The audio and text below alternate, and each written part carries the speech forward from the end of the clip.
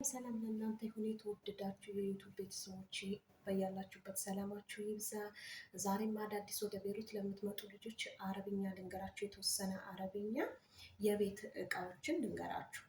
ከሱም ጀምር። ሶፋ ከነብይ፣ ሶፋ ከነብይ፣ መጋረጃ ብርዴይ፣ መጋረጃ ብርዴይ፣ ጠረጴዛ ጣውሌ፣ ጠረጴዛ ጣውሌ፣ ወንበር ክርሲ፣ ወንበር ክርሲ፣ በር ቤብ፣ በር ቤብ፣ መስኮት ሽቤክ፣ መስኮት ሽቤክ፣ ምንጣፍ ስጄዲ፣ ምንጣፍ ስጄዲ።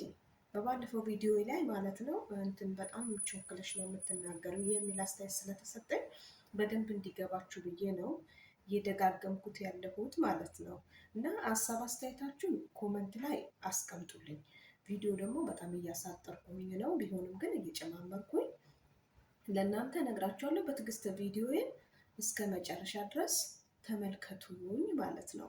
ፍሪጅ በራድ፣ ፍሪጅ በራድ፣ መኝታ ክፍል ውድት ነው፣ ሽንት ቤት ሐሜም፣ ኩሽና መጥባ፣ ኩሽና መጥባ፣ ቆሻሻ ቆሻሻ ብዬ ነው ያቆምኩት። ቆሻሻ ዝቤሊ፣ ቆሻሻ ዝቤሊ።